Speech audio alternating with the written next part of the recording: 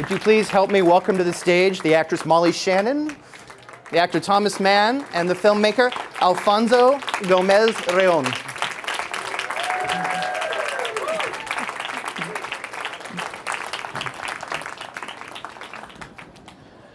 Congratulations. Thank you. Thank you. Let's talk about how Jesse Andrews' script came across your desk. I know this had been on the blacklist for a little while, right? Yes. Well, no, not a little while. They had just made the blacklist, or right before I made the blacklist. And I forgot why I got it. It was submitted to me maybe just to be aware of him as a writer, or because it was it hadn't made the blacklist yet because I had a friend, a really good friend of mine from NYU, that was working at the company that had financed that had optioned the book and the screenplay. And when I told him I got the script, I was so excited. Can I talk to you about it? He said, "How did you get it?" It had been leaked, and they weren't ready for that. They had a whole series of a list of directors they wanted to go to first. So eventually, he gave me some advice, and he said maybe you should put a visual presentation together, because if I'm lucky enough to bring you into the office, it might help you get a leg up, and it did, and it was very helpful. And so I had to wait a few months for other directors to come and meet on the project, and eventually I showed up with this mood reel, and that really helped me get the job eventually. So let's talk a little bit about the casting. How did you find your Greg, your Rachel, your Earl, your dying girl? It was the process started over the course of like a year or 8 months, because the movie was going to happen at one point, then didn't happen, then it came back together, and but Thomas and Olivia were always at the top of that list, and they auditioned very early on. Certainly Thomas did, and then Olivia, and then I cast Olivia first. Yeah, and then I just loved everything about them because I was after naturalism and realism in the style of acting, and they were able to do both comedy and drama so well, and it made it feel so easy and real. And then Thomas, because I identified with that character so much that I really had to trust him and go through all these movements in the script, and came back over and over again. Because at first when you start casting, there's a lot of people you're meeting with, and so you read one or two scenes. Then by the end we're adding more scenes and more scenes. By the end he was reading 30 pages, and I was almost off book at that point. And then he and Olivia had beautiful chemistry together that wasn't romantic, and that was key. And then Earl was the very last person to be cast. The movie almost fell apart because we had no Earl. And then RJ came in and submitted a tape at the very last minute, and it was perfect. And then the adults, I was lucky that all my first choices accepted. Yeah, it's a nice mixture of younger actors who you may or may not notice. I know RJ hadn't done anything before, right? This is his first movie. Right. And then these character actors like Miss Shannon, Nick Offerman, Connie Britton, John Berthenol, they all came in. All these people you'd recognize from TV and the movies that are just absolutely wonderful in it. Let's talk a little bit about how you guys came up with the Greg that we see on screen. Because I imagine that was a much different Greg than what you read in the novel or what you would have read in the script. Well, maybe physically it's a bit of a departure. I think there's you can talk about this, something about his, he was chubby, he was overweight, and there was a lot of jokes about the weight, and I wasn't gonna focus on that in casting. It was like a certain energy and a realism that I wanted, and Thomas had that quality.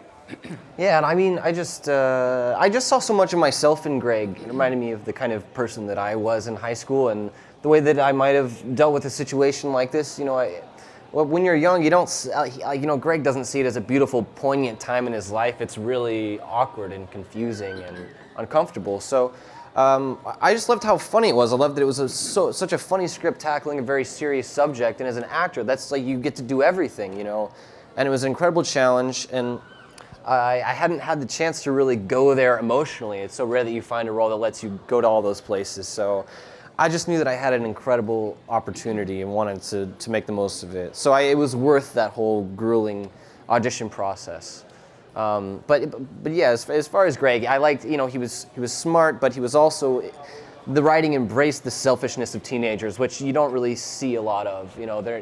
He wasn't an awkward guy who was just really kind of picked on all the time. He was very confident in some ways, confident enough to kind of be friendly with everyone, but kept everyone at an arm's length to protect his own feelings. And I know a lot of teenagers like that, and just that rang true to me.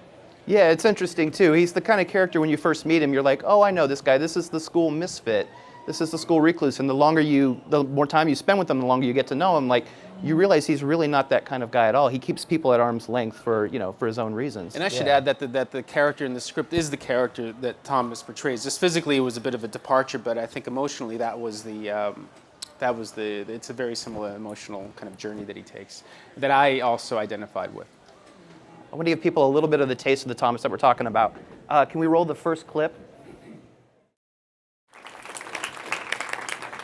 I should mention that the cat was supposed to be here tonight and couldn't make it. I think it's doing another show or a Q&A. If you see better feline acting in a movie this year, I'll eat my shoe. I'm telling you, that cat's amazing.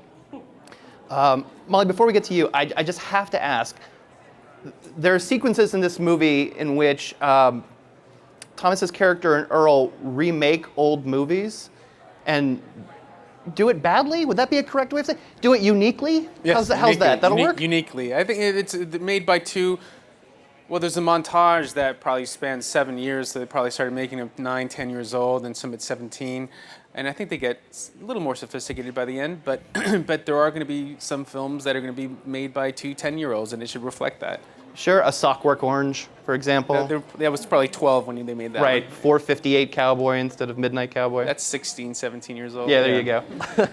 Can you talk a little bit about filming those sequences? They're really wonderful. They're just so funny. Ed Burst and Nate Marsh deserve all the credit for those, and so by and large, the way that's tended to work with, I would come up with a list, although there are exceptions to this rule, come up with a list of the filmmakers I wanted to pay homage to, and then what films of those would. Some of them tied like thematically to our movie. Some are not. Some are just juvenile. But some are tied to death. There are some ideas that what could be very visual and specific that would also reveal a lot of their own tastes. And also Nick Offerman, the person who was guiding them into this Criterion journey, and then what could they physically do as two teenagers? Where their costumes have to come from their parents' closets. It all had to feel handmade by these two young boys, and then there were sock puppets. Those started to be created, or stop motion that would continue doing. Mainly, a lot of that happened through post production. But then there was a list, and there was a ways. What are going to star puppets? Were going to be star the 10-year-old version of the kids, and would it be acted by Thomas and RJ? Yeah, I mean, a lot of them I think we did like 5 of them the first day of shooting, because we had 24 days to shoot the movie, and so 23 and a half. 23 and a half, sorry. So we just like knocked out 5 of them in a row the first day, and just kind of went around in a van, and it felt like, I mean, I used to do that. I feel like a lot of kids, even kids that don't get into film later in life, do that when, especially now with YouTube, everyone's making videos all the time. So it just really took me back to that place. It was very guerrilla style, and just kind of changing costumes in the van, driving around Pittsburgh, stealing shots, and it was a lot of fun. It's one of my favorite memories from the shoot. And you get a real crash course in basically like Art House Classics 101 doing Oh this, yeah, right? pretty much. Like, that was my homework, just watching all. I mean, I was familiar with some of them, but most of them are so obscure that that was my homework, just watching all these films. And it was, Alfonso's love for cinema is very infectious, and he makes you want to learn about film and movies, and so that was easy. That was the fun part. Molly, correct me if I'm wrong, but I understand that you met Alfonso in a yogurt shop? I did, yes. We met at Twirl in Los Angeles. We were both in the mood for Twirl at the same time one day, right? Yes. Isn't that funny? I don't remember Red Velvet. Red Velvet, what did you get? Batter. I just get a sample. Oh, I have to watch my girlish figure. No, I was with my kids. And yeah, Alfonso came up to me, and he introduced himself, and he said he was a fan of mine, and he was with his sister, and he was just really sweet. And then I forget how much longer after that. Then it was like months after. I think it's a little more than that. Oh, was it? Yeah. So, Then he wrote me a letter and sent me the script and asked me to be in the movie. So how would you describe your character? My character, Denise Kushner, is she's a divorcee, and she's going through a really tough time. I talked to Jesse Andrews, the writer, a lot about it, and I think he would speak a lot about how he knew these women in his neighborhood growing up who were friends of they were friends with his mother, and he just said they went through really tough things, real hardship. So I would ask him a lot about that, and he just said they could get through so much stuff, and he really admired how tough they were. So I just think she's dealing with a lot. Her daughter's been diagnosed with leukemia. She's just trying to hold on and trying to do whatever she can do for her daughter, and she does anesthetize her feelings a little bit with Sauvignon Blanc when she gets home from work. She does seem to like to tipple quite a bit. Yeah. She does, yes. Mm-hmm. So my question is, how do you draw a balance between a character that could be very broad and comic, almost caricaturish on one hand, right, and yet could also be very sort of like, like sorrowful and somber and solemn, and clearly that's not, what she fits in the story. How do you find that middle ground? Oh, that's a great question. I think, well, I really look to Alfonso for that, because I just wanted to please you, and so you have such a silly, great sense of humor, but then I really would just, listen to what Alfonso had to say, and if he wanted me to bring it down or bring it up, we tried it all different ways. But I felt very comfortable to be silly sometimes, and then more serious. We just played around with it a lot, I would say. Yeah. But I really appreciate how you're so open. You have such a great sense of humor, so I felt very free comedically. But then I always treat performances, truthfully, I always try to come from a real emotional place, even when I'm doing comedy. You've said that this made you feel like a young actor again when you were making this movie. It did. It was being with Thomas and Olivia and RJ. It just reminded me of what I love about acting. And I've been in show business for a long time, and so I felt like they were just so excited about making movies, and Alfonso too. And it just felt like it was one of the best experiences of my life. It felt really inspiring, like we were all doing it together. It's what I loved about what first got me into acting. It was the community of people putting on a show. That's all I ever wanted. I was never like interested in just self-serving stuff. I always wanted to be part of a group. And I liked how affectionate theater people were. Like how they would like braid your hair and touch you. I liked all that. I was like, this feels good. I didn't have a mom, so I liked them touching and hugging and like writing notes, and it was so loving. It seems cruel to be talking about this performance and not show them a little bit of it. So let's roll the second clip. This is where you get to see what Molly does. So funny. Good, cute, thanks. That was, yeah. I saw this movie at Sundance, and as I was watching it, I kept saying, God, this music is so striking. This is so wonderful. And it wasn't until the credits rolled that I realized you got Brian Eno to do the score for this. How did this come about? How did you get Brian Eno? I just told Thomas that is the very first Eno cue in the movie, and because that is Rachel's sound. It's the first time you hear her music. Before that, Nico Muhly did the beautiful original score for the beginning high school sequence. And then, we started playing around with it. We used the big ship first in the hospital scene. And that was our last day of production. It was working so beautifully. And that just led to exploring Eno all through editorial and listening to decades of his work, and then trying it out, and it ended up being kind of a beautiful, timeless sound to the movie that held it together and never made it too, which is difficult with this kind of subject matter, making it too saccharine or melodramatic. It just kind of was really respectful of everyone's journey, the audience and us, and it just worked. It just became the sound of the movie. So we made it her little narrative also. She was listening to him. Originally in her bedroom scenes, I knew I didn't want pop music. So originally we had New Order's Ceremony, and then The Police is So Lonely. Something she was getting into, kind of like a new wave or something. And we swapped those for Eno, and then it became her sound. And that's the first cue. And then we were lucky enough to get the movie to him, and he responded to it and liked the way his music was being used, and then started giving me some emailing me some tracks from his vault that he hadn't released yet, and then by the end was writing original music for us. So it's a combination of some of his pre-recorded older stuff and then brand new music for us. You just brought up the words saccharine and melodramatic, and I know that there's a temptation for people to try and sum up this movie in one or two sentences, and somebody might respond by going, "Oh, that sounds very saccharine and melodramatic," and it's clearly not. Or somebody could also be like, well, no, it's actually a very self-aware film, and they're like, oh, so it's meta. And you're like, no, not really, no. It's a really wonderful balance between the two, and I guess I'm wondering, how do you strike that balance? How do you do it so that it doesn't become maudlin, and that it doesn't become like so ironic and so like self-conscious that people can't get emotionally involved with it? Well, I didn't. It starts with the script, and the script didn't have that. And then the casting of actors that made it lifelike. They made it that were able to balance the sweet and the sour together, and the bitter and the funny and the sad, everything in a way that made it feel effortless. But there were always, you look at Molly's scene. There's so much going on within one scene.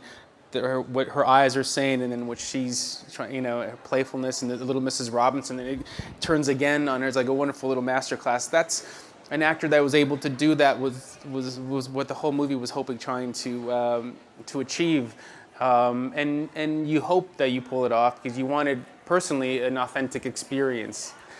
What I wanted to get out of this movie, what I wanted to learn from this movie, what I wanted to go through this movie, you wanted to feel in a way that you didn't feel it was manipulated, and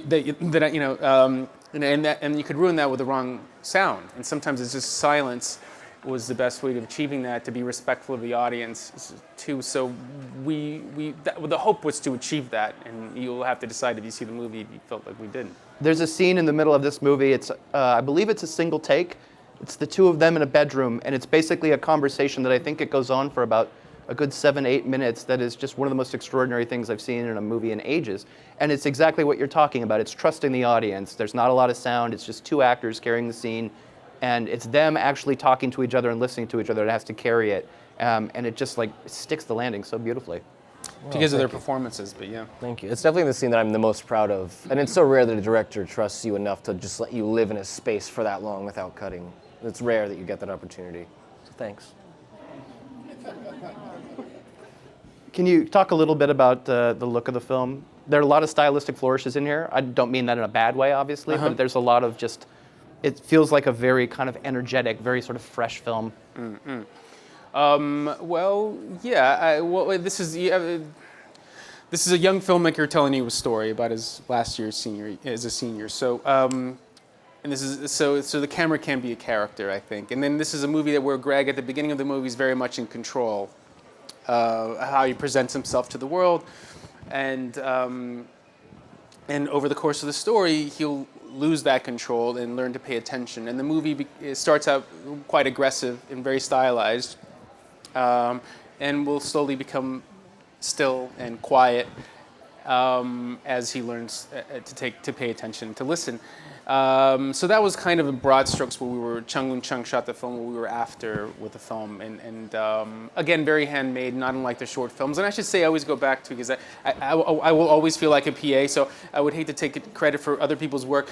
Some of those short films, some of them were scripted, some of them our producers will have an idea, but we all contributed to that. I want to make that clear. But again, the whole movie had to have the spirit of those little short films. So it had to be, very, very handmade. And but again, it was very stylized, in control. And as he loses control and starts to learn from her, and because of her, have the courage to show his true self, and then find his own unique voice as a filmmaker by the end. So that was kind of the journey, and what were the rules that we tried to stick to while making the movie, but that's a longish answer-ish. I'm going to show you the pivot scene, actually, about you're talking about. This, to me, is the scene where things start to kind of go out of control, and or seem less like a control, and sort of go into where he's eventually going to go, to where he's at the end of the movie. We've got one last clip for you. So that's a key moment, because he's going to have to learn how to make a film for someone else, not just for himself. Actually, that's Catherine Hughes playing Madison, and Bobby J. Thompson playing Earl's older brother, Derek. And the dog? Doopy, I forget the real dog's name. We're going to concentrate on all the animal actors tonight. I'd heard that you, after this showed at Sundance and was getting standing ovations left and right, that you got a fan letter from Werner Herzog? Yes. I can only imagine what that's like, getting a fan letter from him. It was actually, he was invited to a screening, and then I got an email from him and then he invited me over to his house for coffee, and we spoke for a while. It was very surreal. But I was nervous because Thomas, does his Herzog impression a couple of times, and we spoof a few of his films and talk about them, and he's a character in the film. So I was nervous, of course. Was he going to sue us now? What's going to happen? But he has a wonderful sense of humor and really liked the movie and loved how it celebrated movies. And we had like a 2-hour coffee. It was great. It was surreal. Oh my God. But there's nothing like seeing your inbox that says Werner Herzog. Oh my God. No subject, blank, you know? No subject. How apropos. I've got one last question for you before I turn this over to the audience. I know that you've said that when you made this film, it felt like setting the reset button. Yeah. Because you'd worked on American Horror Story, you'd worked on Glee, you'd been doing stuff for a while. You had a film that had come out before this. Yeah. And you'd also said that this was a very, very personal film for you. Can you elaborate on that a little bit? Yeah. My father had passed away about a year before I read the script. And so I think instead of dealing with it and incorporating that loss and moving on, I kind of built a wall and I was in deep denial. Almost didn't want to talk about him, which is awful because the pain associated with it. So I was just shooting, and I love being on set. I love shooting. I love being really expressive. American Horror Story really allowed me to have fun and experiment. But I was drifting, I think, from the films I wanted to make. And when I read the script, which is this beautiful gift, I think, that Jesse wrote for me, I saw a way to take Greg's journey and then make a film that expressed my love, and then be able to really have believe in some sort of continuum where which is the message of the film, that if people aren't around anymore, or their definition isn't, or they're not as defined, they're still they can very much still be present, and their story can continue to unfold. You just have to pay attention. And I learned to believe that and to listen, and then my father is very much alive now. And I keep that dialogue and going and hearing the stories, and it just continues to unfold. So that's why it was a reset button, because not only is it a reset for me as a son and a man, moving forward, but also it brought me back to the kind of films that I wanted to make, and I think in some ways, like Greg at the end, I feel like I'm finding my voice and that the journey is just beginning. So that's why it was special on so many levels. We're going to open this up to your questions. Hi, everybody. The film looks great. I can't wait to see it. It seems like a central theme is how, watching movies can be so cathartic. And, I know I personally, have gotten through so many tough times by watching movies. And, there's been countless nights where I didn't want to go out. I was like, Scott, you can't possibly party tonight. And then I watched your film, Thomas, Project X, and I was able to go out and party. Oh. But on a serious note, I was wondering if you guys could all share, not so true, that's truth though, I love that film, but if you guys could all personally share a story about maybe, a time in your life where a specific film got you through a tough time, whether it was a theme in that movie or just specifically, maybe just a random day that you saw a given film that had nothing to do with what you were going through, but the enjoyable experience kind of just got you through it. I'll say Breakfast Club when I was 12, and Anthony Michael Hall in that wonderful. There's one specific scene, but in that film was the first time I saw myself represented on film, and I was a Mexican kid from the border. It had nothing to do with this guy in Chicago, but his pain and who he was, and his kind of the subgroup that he belonged to in high school. I felt a deep connection there, and this is the first time I heard someone kind of speaking the way, not that I spoke that I want, but the way I thought, and express himself so beautifully. And his performance is also the first time you see those high schoolers being treated like adults and never spoken down to, and the naturalism of all those performances, especially his, was one that comes to mind, but many more. I guess I've always been drawn to movies about outcasts, and coming of age films were just always, it's still one of my favorite genres, but I'm trying to think of a specific time, but I was a late bloomer. Like I still look very young, and when I was 13, I looked like I was 10, and I remember Little Miss Sunshine came out, I think I was like 13 or 14, and I just remember really identifying with Paul Dano's performance because it's silent for most of the film, but he was doing so much, and just it was so inspiring. Just as someone who was kind of just figuring out that they wanted to be an actor, it was right when I started doing theater and and kind of figuring out who I was. And his performance really spoke to me. And there's that scene where, you know, he finds out that he's colorblind and he just sort of loses it. And I was just really, really moved by that particular performance. But that movie in general is, I don't know, it was really, it stayed with me. And I had never seen a movie quite like that. That was still when like dramedies were new to me. I didn't really understand that genre yet. But yeah, that was a big one for me. Gosh, I have so many. I would say for big female performances, broadcast news and Terms of Endearment. I remember just being like, wow, Shirley MacLaine and Deborah Winger and the way James L. Brooks wrote and directed and William Hurt and the ensemble and character-driven comedy. And I loved also Lasse Hallström's My Life as a Dog. That's great. And this other movie called Poignant. It's a French film about a little girl who loses her mother and her mother comes back as an angel. That was such a favorite movie of mine, and Martin Scorsese's The King of Comedy. Oh, but greatest. and then this other movie called The Lover. That was just like, did you? Yeah, there are two, The Lovers and The Lover. Which The one? Lover. Spanish? No, Chinese. Oh, that one, yeah, The Lover. Yeah, that Lovers one is the Spanish. Yeah, that's great. Yeah, it's so great. That just, I would say that and Poignant were just such emotional movies for me that I felt really connected to in My Life as a Dog. And Mean Streets too. That was the first time I saw like this Catholic kind of all that iconography. That was not that it was around. My parents were actually quite liberal, but high school with nuns and that whole. This is the first time I ever saw it documented in a contemporary setting, and I really saw myself in Charlie. It was interesting. That was the beginning. That became the obsession with Scorsese. Hi, it's not actually so much a question. I saw the film, and I think it's the best film I've seen in as long as I can remember. It's outstanding. It emotional and heartwarming and uplifting and meaningful and artistic. And I just want to thank you, all of you, for doing this great film. Thomas, I thought you were magnificent. Oh, thank you. The way, as you've been bringing out, the way the deeply artistic and poignant theme was portrayed with all the humor. It was just, it's what life is, you know? It's like that's what we're living, is this tragic comedy. And so anyway, thank you. It was magnificent. No, thank you.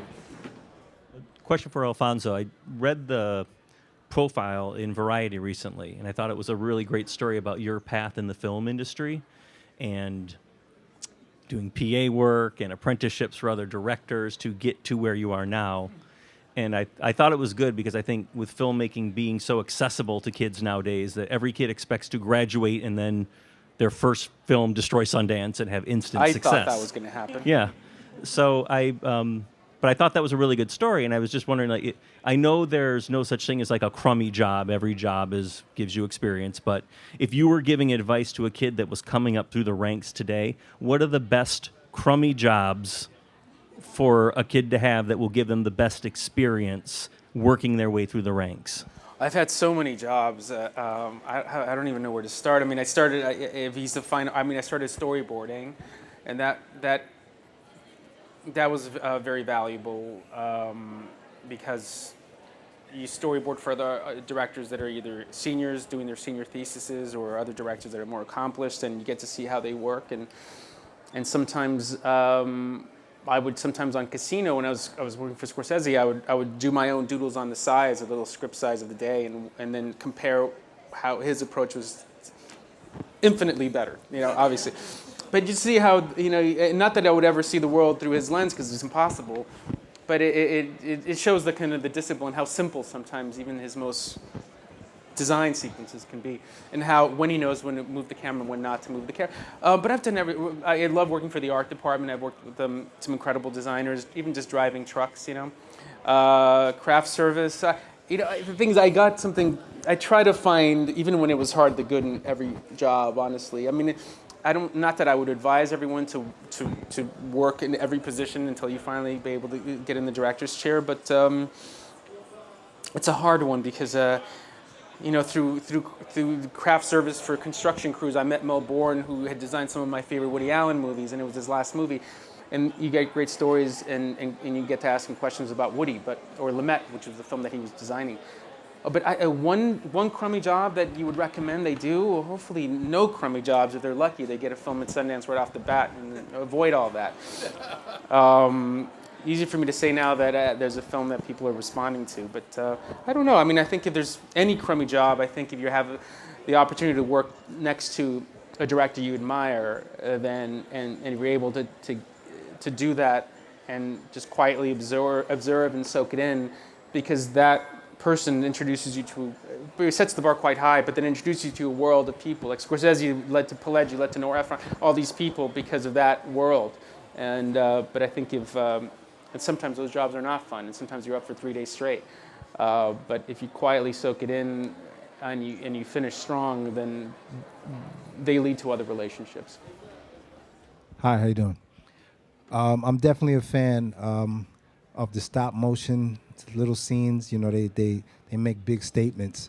Was there a totally separate production staff for the stop motion, and was that originally in the script? And you're an artist. You said you did storyboard before, so was that totally your idea? The stop motion animation. In fact, the moose chipmunk that you saw a clip of it today, that is set up a few scenes earlier. So trust me, it is hysterical when you see it in context. But it was. I didn't know what that was going to be. In fact, I thought it was going to be like Hanna-Barbera, Flintstones kind of animation. I really thought that was going to be, but we're going to do that in post-production anyway. So we just moved ahead, and then Ed Birch and Nate Marsh, I mentioned earlier, did a test with the claymation and started sending some stills of what the little moose would look like, and I loved it. And they did the first version of that, the first pass at that, and I thought it was really charming, but it felt fresh, and it also felt handmade. And then that became its own little story arc, where at the end the chipmunk just kind of sidesteps the moose, but they have their own little relationship and their little story. But that was, and then there's an earlier scene in the film that you haven't seen it, but I assume you haven't seen it. But in the film, early in the film, at the beginning, there's this thing called the Fortunate Unfortunate Man, that was going to be live action with Thomas and Earl. We ran out of time. So at some point we had a little money left over. Maybe we'll come back in the winter and shoot it with our actors, or shoot in LA or something. Or we just delete that section and just go right into the high school sequence. And then when I saw that stop motion, I sent them the storyboards for that original sequence, and then they did that as well. So then stop motion just became a motif we began to explore throughout the film, and it became a character, an element. Hi, thank you for being here. Big fan of guys's. So my question was, I know that everyone kind of gets something out of this movie when they see it, and so as viewers, you know, they have a certain sense of what it is after they see it. Actually being a part of it and being in the film, what did you get out of it, since it's kind of like a comedy but a little darker, and you know, so many different genres and emotions? I mean, what did you really get out of it from actually making it rather than just seeing it? Well, for me, it's just, it was a whole new experience for me as an actor. I had never been asked to go to these emotional depths before, and it's so rare that you find the opportunity to do that. And I feel like this movie opened me up emotionally. I was never that emotional. I never cried when I watched the movie, and then whatever this movie did for me, it was like turning this valve open, and I reached this new point of empathy that I hadn't really understood before. And it was just about kind of understanding through someone else's story, really, through Greg and Rachel. I was living inside Greg, and it wasn't necessarily about recalling something that happened in my life, but more about just empathizing with these characters and going through it with them. And I feel like I grew up with Greg, and I realized, a lot of little pieces of myself in him. And anytime you see someone that's less than perfect, especially someone like Greg, when I read the character, you recognize parts of that in yourself, that you feel like you want to work through it and you want to figure out why you are that way. And it's an abstract thing to explain, but I just felt like I grew a lot, and it opened me up emotionally, and now I cry when I watch movies. Working with Alfonso was an experience I've never had with a director. He really makes it feel like this collaboration, like a team effort, like we were all in the same house and there's something going on downstairs, and then upstairs he's shooting something else in the bedroom, and like, come in, or, Thomas, you go. Okay, now Molly, come in. And you can just make stuff up, and he's like, that's really good, and now try it like this. It just felt like the most creative experience I have ever had in my life. And then like I go put makeup on in the bathroom. We're all in the same house and we're talking and hanging out on the porch, and it just was like I can't even describe how fantastic it was. It just felt so special. I feel so lucky. I feel like Alfonso is like a force to be reckoned with, and we all feel that way. There's really nobody like him. He's like untouchable, and then getting to work with Thomas and Olivia and RJ, we would just have fun. Like we shot at the hospital all night, and we would lie on the beds during the break and just talk about relationships. Oh my God, yes. It was like 5 o'clock in the morning. We'd like sleep and then talk more about relationships. You're so good at getting information out of people. People really open up to you. Oh, good. Yeah. I'm genuinely curious, so that's good. Yeah. But so I just had such a joyful experience. And to me, other than I also grew up with Greg, like Thomas, for all the reasons I said earlier, but it really gave me faith in the system again, brought back that feeling of, and I owe a lot of that to the producers who created an environment that inspired freedom, where I felt safe, then in order to make them feel safe and creative. And it was very intimate, minimal crew, no video village, no trailers, everyone was living with each other, and I think you feel that. I think that love and that is quite tangible, I think. And also that to feel that kind of support all through until the release of the film is extraordinary and new for me. Thank you so much for sticking around. Thanks so much for coming. Thank you guys. Thank you for